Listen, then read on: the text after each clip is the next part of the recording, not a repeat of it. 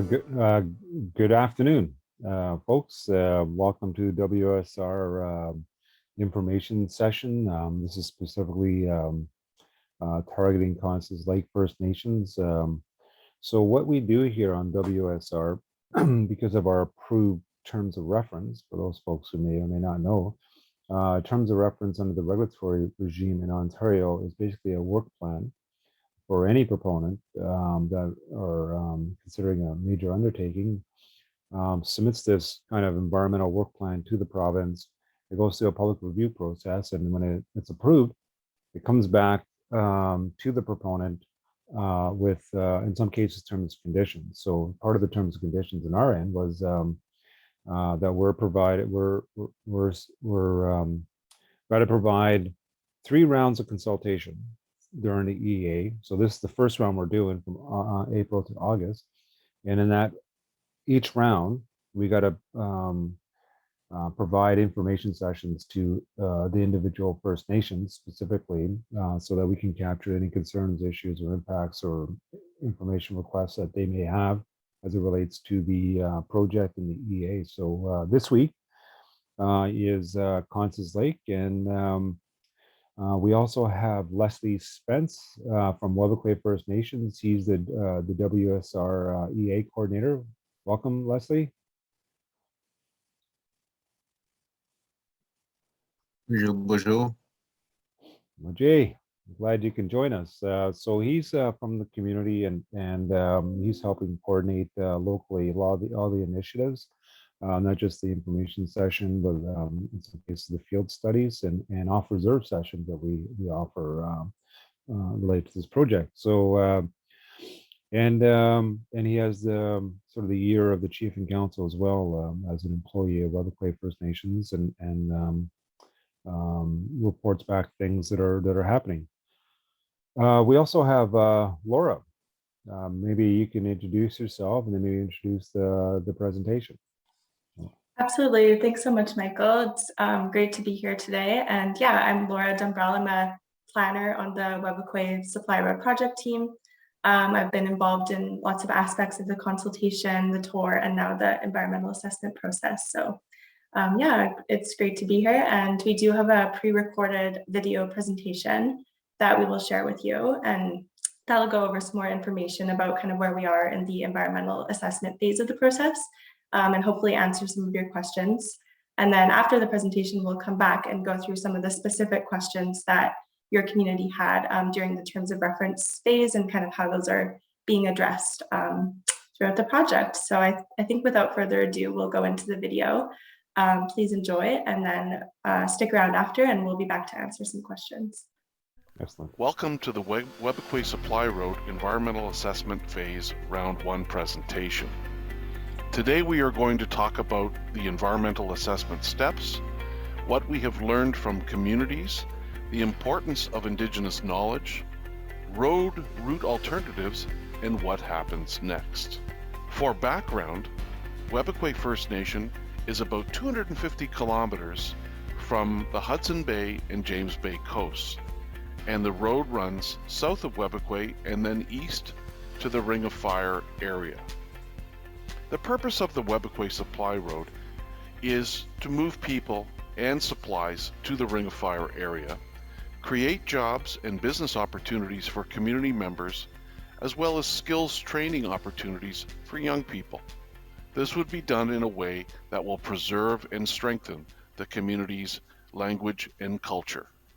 The road will be 107 kilometers long, with 17 kilometers of the length actually within Webequie First Nation reserve lands. The corridor planning area is 2 kilometers, but the actual cleared area will be 35 meters.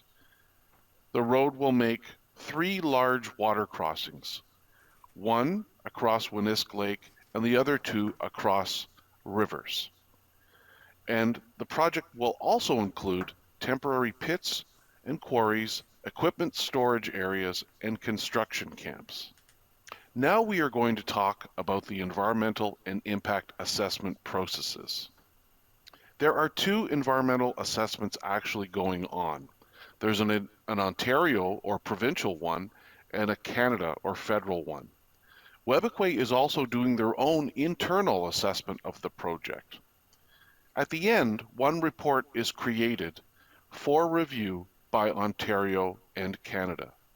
There is coordination between the federal and provincial EA processes at different points in the process. One body of documentation, though, one report, one body of documentation will be produced to address requirements of both the terms of reference, which is the provincial work plan for the EA, and what we call the tailored impact statement guidelines, which is basically the work plan from the federal side. Now we are going to talk about the communication we have had with Indigenous communities.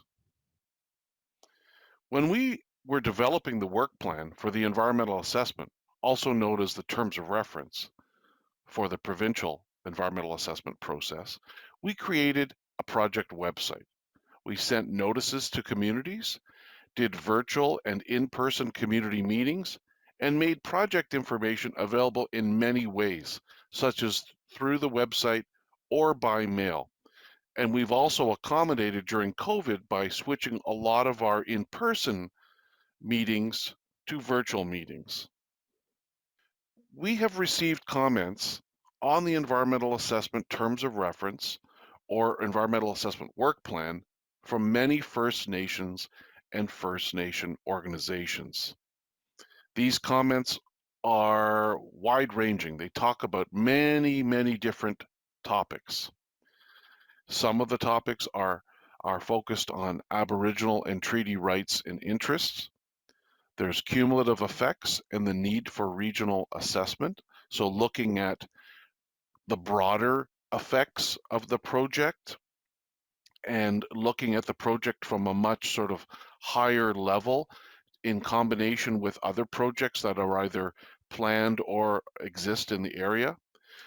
We heard comments on protocols, so ways of communicating with communities and the consultation process. We heard comments on environmental assessment or impact assessment, the actual undertaking of that work. And then we also received comments on participation in capacity funding, providing resources to communities so that they have the capacity to be able to review documents and conduct their own, for example, Indigenous knowledge studies. There were other comments on ownership and maintenance or operations of the road. There were comments on socioeconomic impacts of the project. There were a number of comments on climate change and greenhouse gas emissions, as well as water or water quality, and wildlife and plants had many comments as well. So there were comments from a lot of communities, a lot of First Nation organizations, and about many different subjects. Let's move now to talk a bit about the study plans. There are many studies involved in an environmental assessment. The technical team had to prepare detailed plans explaining to the federal government how these studies will be done. So these are very detailed sort of recipes as to how the work will be undertaken at a very technical level, and these were reviewed by the federal government, by experts in the federal government.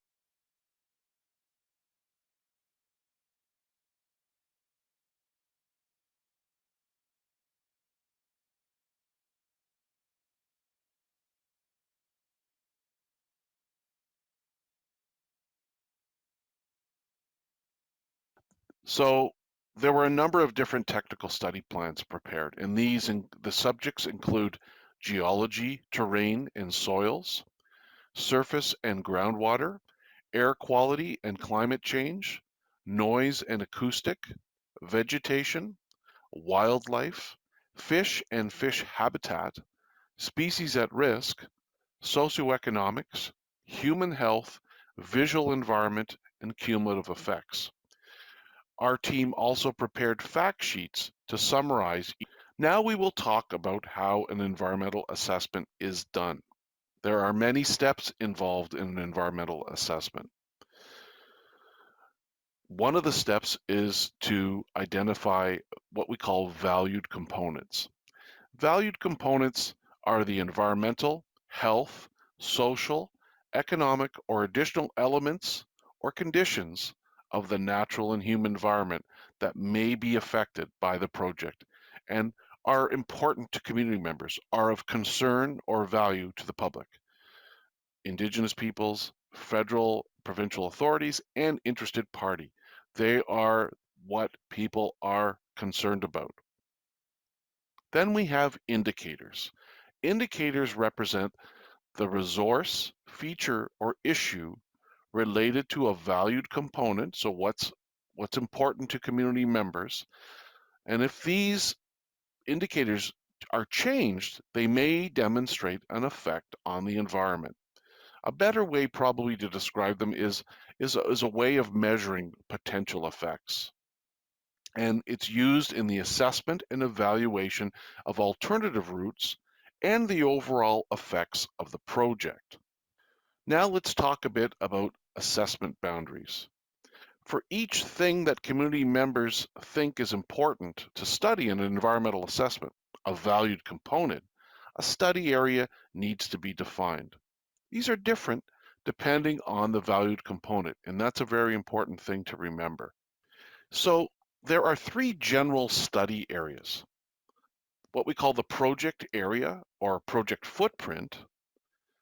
Then we have 1 kilometer on either side of the road center, which is called the local study area, and the regional study area, which is 5 kilometers on each side of the center line of the road. Those are the general study areas. And this next map shows the three basic types of study areas relative to the two alternatives, the community-based alternative and the technically preferred alternative, which looks at the community-based alternative and makes minor changes to the route based on better terrain and soils and other factors. Let's now talk about the study areas for valued components more specifically. The study areas for valued components, or things that are important to community members, are determined by many different things, including what community members are saying, Indigenous knowledge, Indigenous land and resource use, and Aboriginal and treaty rights. Now we're going to move to talk a little bit about baseline studies. Think of baseline studies as a way of finding out the way things are now, so what we call existing conditions. And if we know that, we have something to compare to when looking at possible impacts of the project. So it's a snapshot, a picture of the way things are before the project.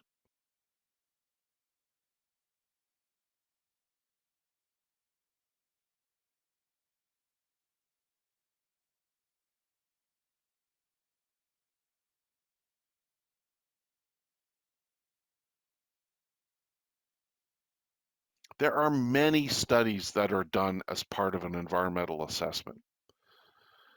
These studies look at three general areas: the natural, or what we call biophysical, socioeconomic, and cultural. They're all under these categories. For example, let's look at natural or biophysical.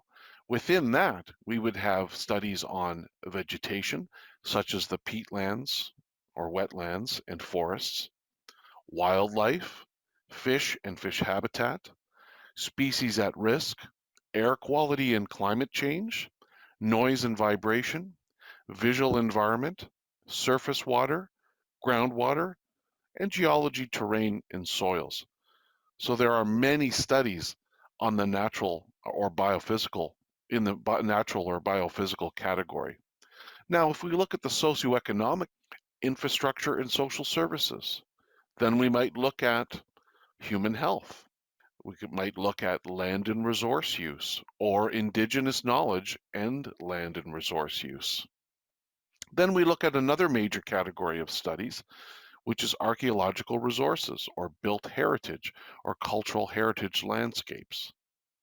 So there are many groups of studies, and even within the studies that I mentioned, there are more studies that are done, more specific studies. For example, if we were to look at caribou, there are a number of different types of caribou studies that are done as part of an environmental assessment or an impact assessment. Let's now look at select valued components as examples. And this will hopefully help everyone sort of better understand what I've just been talking about. So let's look at study areas for wildlife. The general or local study area um, would be a 1 kilometer buffer, as I mentioned before, from the center line of the alternatives. 500 kilometers from what we call supportive infrastructure. So these are things other than the road that are required as part of the construction or operation of the project. These might be camps or aggregate or rock source areas or access roads. And then the regional study area, general regional study area, extends 5 kilometers on either side of the local study area boundaries. If we look at moose, for example, that has a different local study area. In that case, it's 10 kilometers from the center line of the alternatives, 500 meters from supportive infrastructure, but the regional study area extends 50 kilometers from either side of the local study area boundaries. Then we look at caribou. Caribou have an 11-kilometer buffer from the center line of the two alternatives and from the same distance from in supportive infrastructure camps. So it has a bigger distance around it to define the local study area. And then the regional study area for caribou includes entire ranges of caribou, which is these are very, very large areas. Next, and finally for wildlife, let's look at wolverine. Wolverine has an 11-kilometer buffer from the center line of the alternatives and from the supportive infrastructure, and it extends 50 kilometers from either side of the local study area boundaries. Let's have a look now what that means in terms of maps. So these next few maps will illustrate the different types of study areas I just discussed. So this first one is the general study areas that I was talking about. The next slide shows the different local and regional study areas for moose. And then after that, we have the wildlife study areas for wolverine. So as you can tell, you can see the 50-kilometer buffer around there, much larger area. And then finally, the largest study area you can see here, you can see the local study area on the actual map, and then the regional study area, which includes two ranges for caribou, and that is in the upper right corner. So it's a much larger area. So let's talk a little bit about wildlife again and some of the criteria or valued components associated with wildlife, just to give you an idea of and a better understanding through examples. So for wildlife, you might have forest birds, you might have raptors, you might have shorebirds or waterfowl, or bog and fen birds like muskeg birds and other wetland birds. You might have bats or fur-bearing animals like lynx or rabbits. Ungulates, which are moose, for example. Amphibians and reptiles, and then pollinating insects as well. So the indicators or the ways of measuring those could be, for example, changes to habitat availability, the quantity of habitat available. Is that impacted by the road?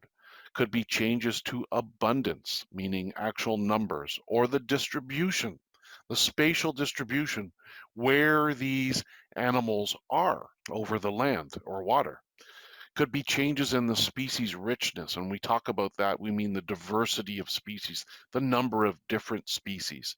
Could be changes to survival and reproduction. Could be changes to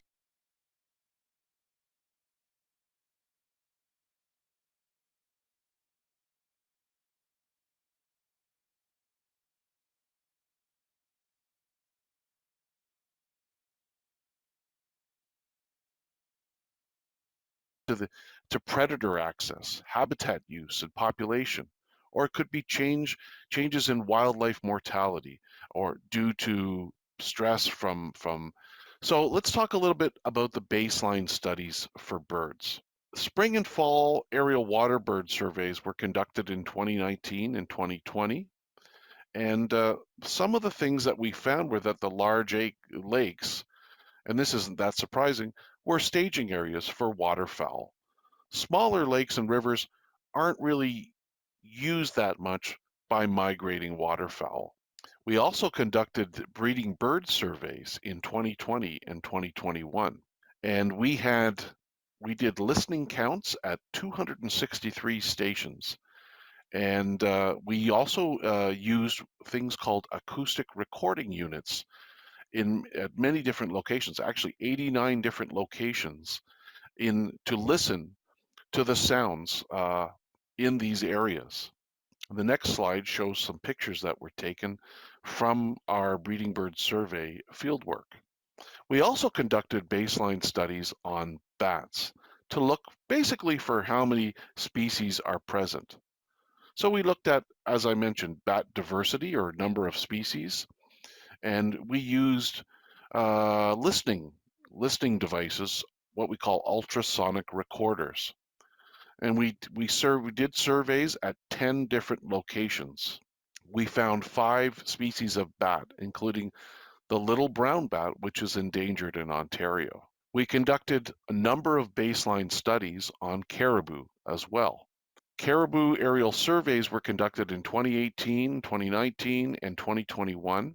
These are aerial surveys where we have biologists looking down and counting the number of caribou and identifying male, female, and making other observations about other large mammals.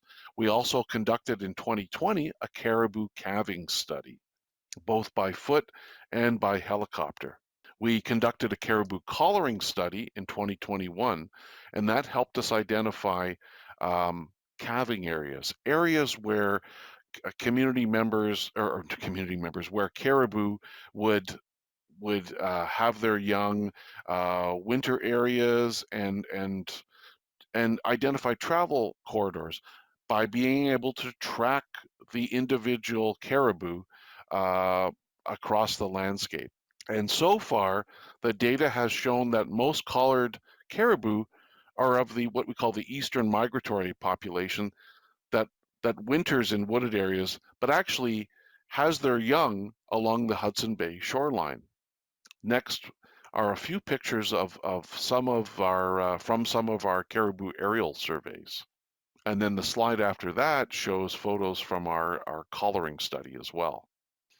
So let's talk a little bit next about baseline studies for wolverine and amphibians. We conducted, starting in 2021, a wolverine occupancy study.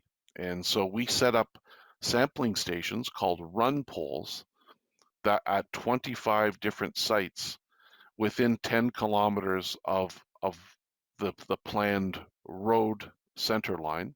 And then these stations were set up to include what we call snag posts to collect hair from the animals that would visit. And then there were wildlife cameras set up.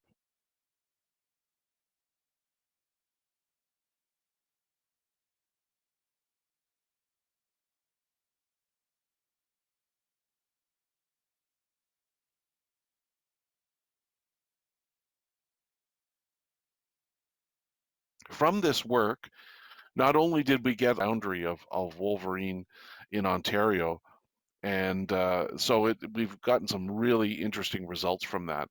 We also did some amphibian studies where we sampled for calling frogs by using these acoustic recording units that we had set up for breeding bird studies. And this allowed for evening surveys to be done in these remote muskeg or wetland areas that we wouldn't be able to get access to otherwise. So next, let's move on to talk a little bit about Indigenous knowledge. A big part of an environmental assessment is Indigenous knowledge. We have with the Webequie Supply Road project, an Indigenous knowledge program. We need communities to share their Indigenous knowledge with the technical team to help us identify potential project effects. This helps us avoid or reduce potential effects on Indigenous rights and interests. As part of doing this work, we take the Indigenous knowledge that we are able to collect. We make sure that it is kept confidential to whatever degree the community would like us to. And then we combine this information with the Western science information to very comprehensively identify impacts of the project. We want to work together with your community to collect important Indigenous knowledge. As I mentioned, we will respect the need for confidentiality. We have communicated with communities about the need to collect Indigenous knowledge for the project, and we've also invited communities to participate in our Indigenous knowledge program. So again, this is a very, very important part of this environmental and impact assessment, collecting Indigenous knowledge, and we really would like to encourage communities to provide that input to us so we can make sure that we've assessed impacts of the project very, very thoroughly. Let's move now to talk a bit about consideration and evaluation of alternatives. We have different route alternatives that have been developed by working with community members. Of the two alternatives, one is what we call the community preferred route, and the other is based on where the best land for road building is. So it's sort of the technically preferred route. We're also looking at different locations for sources of road building material, such as gravel and rock. This next map shows the two alternatives. In yellow is the community preferred route, which was derived by Webequie First Nation members meeting over a fairly long period of time to discuss the best possible route for the road. And then the green line represents technically preferred version of that route, looking at the best areas to travel through in terms of best terrain to build in generally, and other factors as well. Each alternative does get evaluated in detail, and there are many factors involved in that evaluation, such as natural environment, Indigenous knowledge, land and resource use and interest, socioeconomic and cultural heritage, and of course the technical side, cost, constructability, and safety. And the purpose of the evaluation of these routes and aggregate or rock sources is to identify a preferred route and preferred locations for sources for aggregate and rock that has the least potential for bad effects, for negative effects, and the greatest opportunity for controlling those negative or bad effects, and offers the community the greatest benefit as well. The evaluation of alternatives also considers other facilities that are part of building the road, such as temporary access roads to get to those gravel pits and quarries, for example, to get to the laydown and storage yards, construction camps, as well as bridges. Let's talk a little bit about consultation approach and next steps. We will be talking to communities in the next few months. We have 3 rounds of consultation planned as part of the environmental assessment phase of the project. This presentation is for round 1. But as you can see in this slide, we have the 2 other rounds, round 2 coming up hopefully in fall of 2022, and in winter or spring of 2023, the final round, round 3. This round talks about the overall IA process. It talks about the IK program. It talks about criteria and indicators, the evaluation of alternatives. The next round, round 2, will summarize the input that we got, identify alternatives, identify preferred routes for the road and aggregate or rock source areas, and provide some preliminary engineering design elements.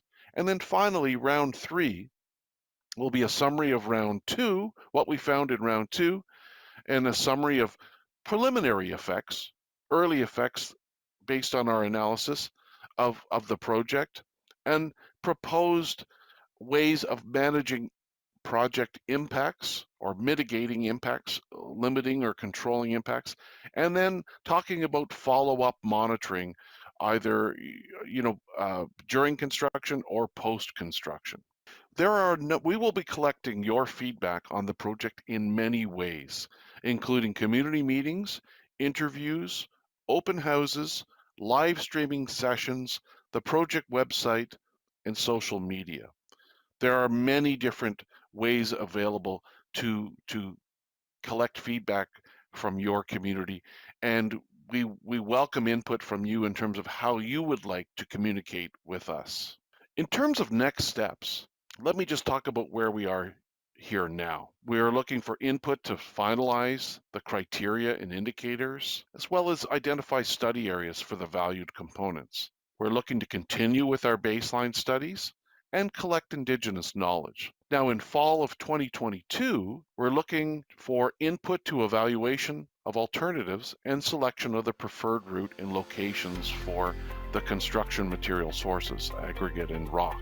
And we'll be doing the preliminary engineering design of the road. Then, in winter of 2023, we'll be getting input to preliminary effects assessment of the project and input to proposed impact management, mitigation, and follow-up monitoring. And then finally, in the summer and fall of 2023, there would be a review of the draft and final environmental assessment report or impact statement, the document that goes to both the provincial and federal governments. We want to hear from you. Please provide us with your comments through the project website, which is supplyroad.ca. Speak with the project team after the presentation. Fill out a feedback form. We have contact information on the screen for you. We welcome your input. We will respond to you, and it will make the environmental assessment and impact assessment better with your input. Thank you for joining us today. Miigwech, and we will see you soon.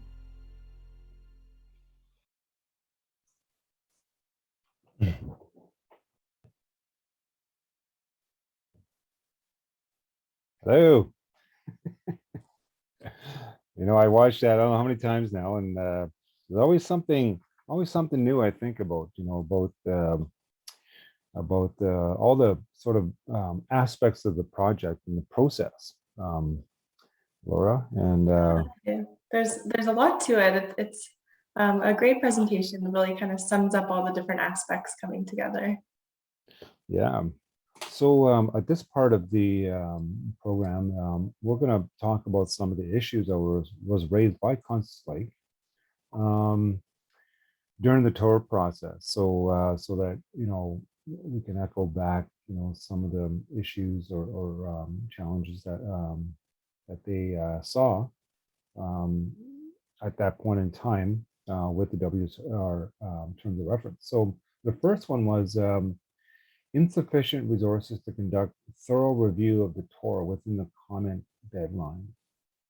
So I'm quite certain that they got some capacity funding if from the Crown. So the way it works with capacity funding is the community actually has to make the request. So if they come to us as the proponent, and then we have a consultation MOU with the province that specifies clearly the division of labor between the consultation process. So when it comes to requests for resources or monies from to participate in the process, we defer to the Crown, who responds with their participant funding program that they develop specific for this project. So yeah, so when it all depends if they they rolled out that Indigenous program pretty early in the tour. That was pre-COVID, and during COVID, and people,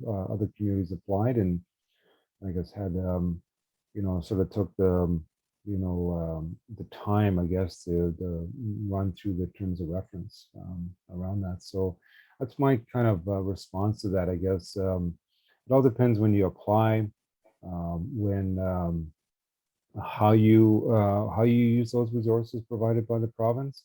Mhm. I know Webequie, they with the other projects, they are a community they're a listed community on the other projects.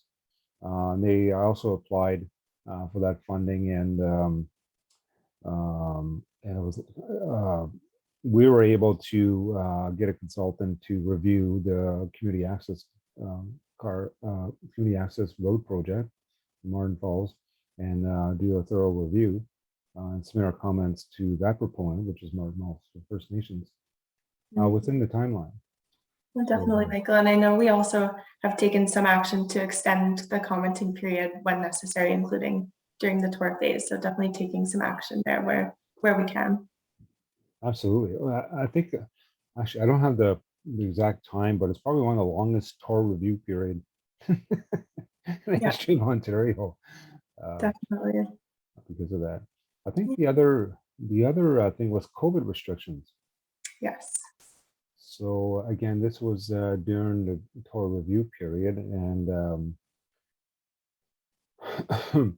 so here's another mixed bag, um, in the sense that you had some communities that opened up, during the different waves, during COVID, and Mhm. then others just kind of, kept it closed. So we had a range of communities um, that um, that help facilitate things going on within their communities, and then the other ones sort of really kept the sort of closed out the outsiders from coming in.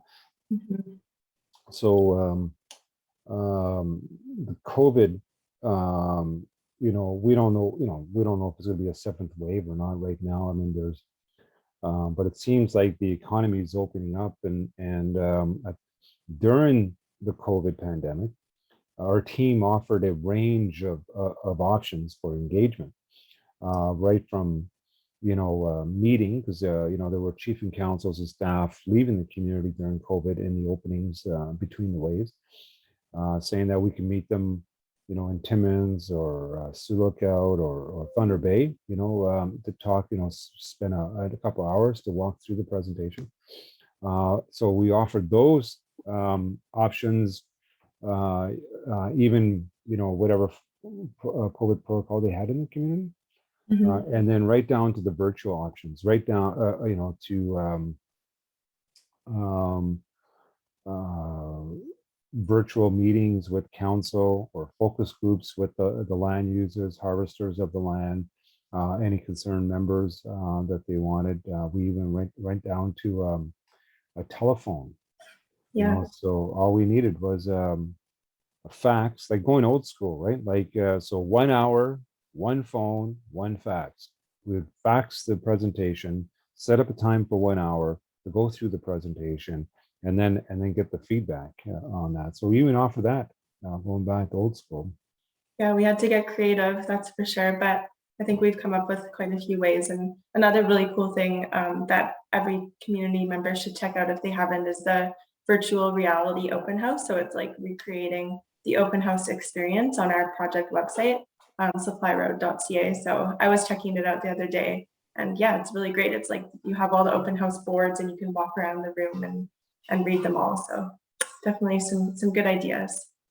Right, and provide comment on Yeah. each of those boards. That's a good point. I completely forgot about the VR open house. Mhm. Um, yeah, and they can still come and see and provide input on that based on the boards. So the other ones were protection of waters, fish, land, animals, especially moose and caribou and their quality. So we touched on that in the presentation, and each of these biophysical dimensions, as they call them, like all the areas that they're studying, is pretty rigorous and expensive. Oh yeah. One thing I learned, Laura, through this exercise was the extent to which the regulators expects proponents, um, not just in the geographic areas, but in terms of timeline. So, like, they want 4 seasons, or they want 8 seasons, or they want 3 years of data, Yes. and so it's not easy. Like, even and not only that, but there's windows. where the windows open up, say for breeding birds or something, and that's the window. If it's 2 weeks, 3 weeks, 4 weeks, and you have to mobilize, on that. So You got to be on it.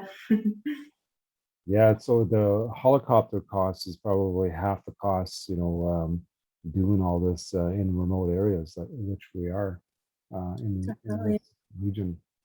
Yeah, and we've been doing some really unique studies, like our caribou studies, our wolverine studies. Some of them kind of never before seen, and it's pretty groundbreaking what we're doing with this project. It's great. Mhm. Um, Another thing was the need for a rigorous environmental monitoring program throughout the life of the project. Mhm. I know Webequie, there's two main reasons why Webequie is embarking on an environmental impact assessment. One is to they want to ensure, I guess, the environmental stewardship, like their responsibilities to their own homelands, and what better way to do that is to lead the environmental assessment program and integrate the Indigenous principles within the principles of the province and the federal government process. So that's a big deal for the chief and council and the membership. The other reason why um, Webequie is doing this, leading the environmental assessment and impact assessment, is to generate the information Mhm. needed to make an informed decision. So, I mean, we can all speculate and make assumptions of what the impacts are going to be, but they want science as well, integrated with their Indigenous knowledge and how, sort of the predictive modeling on the footprint of this road will actually be measured. How it will be measured, what will be measured, as it was outlined in indicators and criteria. Mhm. So, Absolutely. Yep. um, I think another question was just regarding the need for Indigenous knowledge data gathering and ensuring that potential project impacts are understood and accommodated in the A. So I know that we've got our Indigenous knowledge program currently underway, and it would be great if Constance was able to participate in that, right, Michael? mhm. So the typical participant funding buckets, I guess, is the tour review, Mhm. which for us was only several $1,000s to do for Webequie, and it was thorough, on the other projects. The second one was to participate in the EA, and then third is the IK.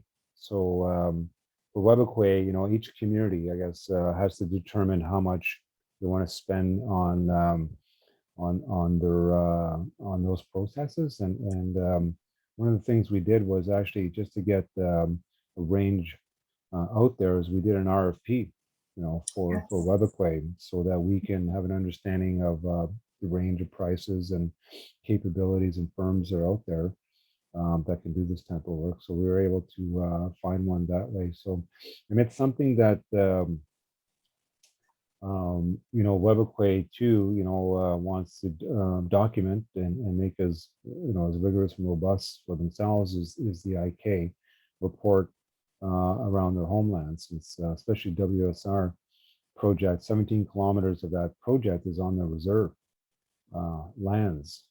So they want to make they want to make sure that it's the whole thing's informed, based on not just their large reserve base that they have, but that the footprint is measured, and within that 2 kilometer corridor, wherever the ultimate road will go, the alternatives will be, will have the least disturbances on their indigenous knowledge sites and areas. Definitely. Yeah. And then there's another comment just regarding respect for community engagement protocols. So we will be sure to accommodate whatever protocols that Constance has in place throughout our ongoing engagement and consultation activities. I think we can definitely see that for sure. Yeah, part of that is the assumption there, I guess, in that comment is that they're going to share what their protocol is, Yes. and I guess that starts with a conversation. Yeah. with us. So we're open, very Yeah. open. To ensure we have a clear understanding of what that is. And then, yeah, that's a great point. And then there was another comment regarding the regional assessments. That's something that we are looking at a lot these days. Isn't that right, Michael? Mm-hmm. So the need for regional assessment, I guess, sort of a moot point. The minister did make a decision, so I'm not sure when this comment came in, but the federal environment minister made the decision for a regional assessment. Some draft documents were floated out there for public review to the federal agency, and yeah, so some form of regional assessment is being considered and scoped out, I guess, and I guess all of us will be looking out what that final product will be, I guess, hopefully this summer. Mm-hmm. Yeah, and I think it's important to understand that that is a separate assessment from what we're doing with the Webequie project. So while they are obviously interconnected and occurring in the same area, they are different assessment processes. So that's separate from what we're doing here. That's a good point. Implications for health and safety for community members for increased traffic, assumes enough car and other low-income highways and waterways. Yeah, so one of the things we learned, on other projects in the same region was that we actually engaged with Anishinaabe Police Services, and it was the regional sergeant that we talked to, as well as I'm trying to remember his name. Sorry, I can't remember sergeant. It was another sergeant, I believe. So they explained to us that the Highway Traffic Act for each First Nations, I guess in the region, has to decide if they want Anishinaabe NAPS for short, Anishinaabe Police Services officers, NAPS officers to enforce the Highway Traffic Act. So the council has to decide if it wants that piece of provincial legislation to apply on their federal lands, called reserves. And then from there, the NAPS then sort of enforces it. So there's some communities, or there are many communities in remote north that do not have that situation in place, which means that a lot of these remote communities have unregistered cars, right? Unlicensed drivers and uninsured vehicles.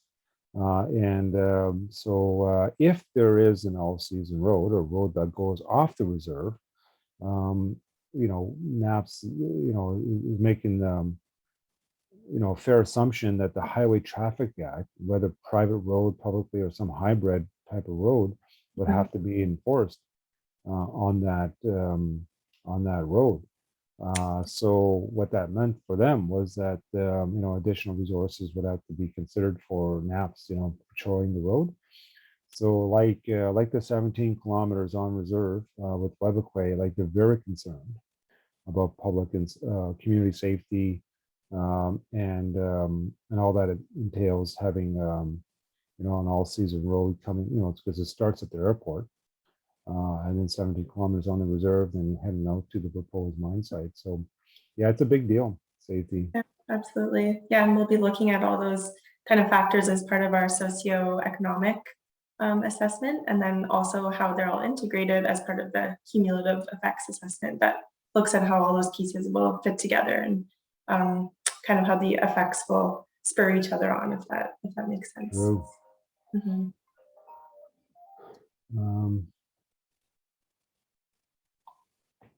So another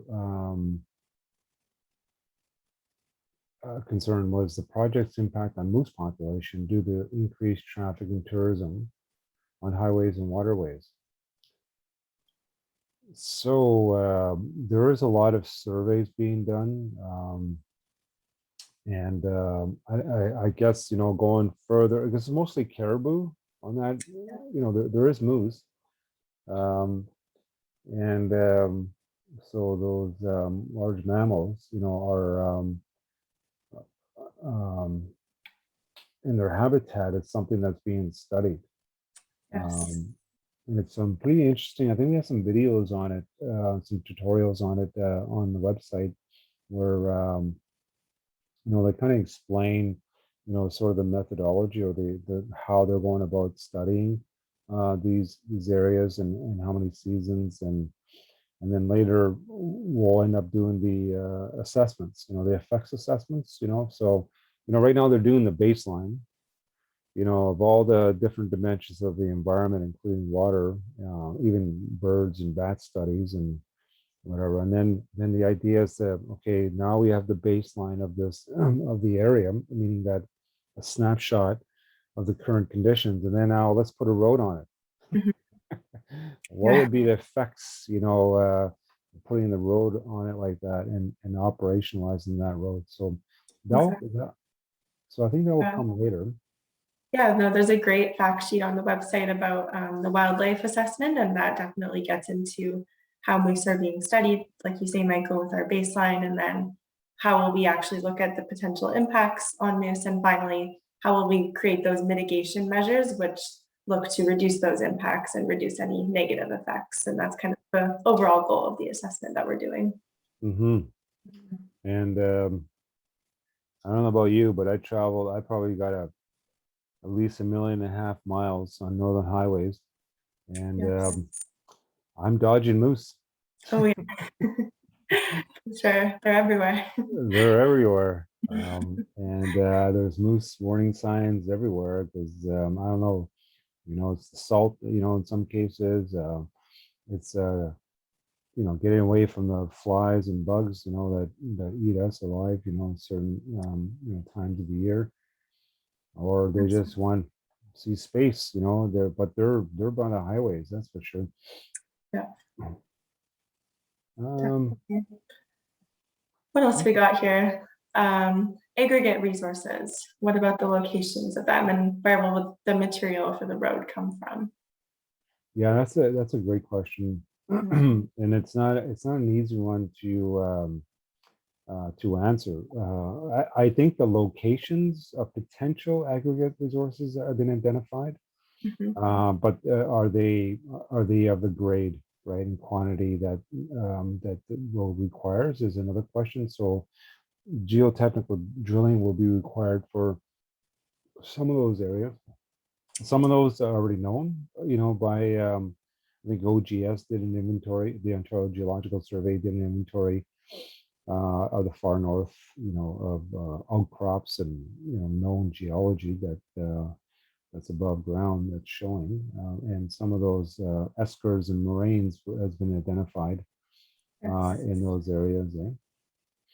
Yeah, no, that's exactly right. We've got some investigations underway to look at the quality, quantity, and also accessibility of those types of resources. So Mhm. weighing out our options, and then we will go from there and definitely provide updates once we have them.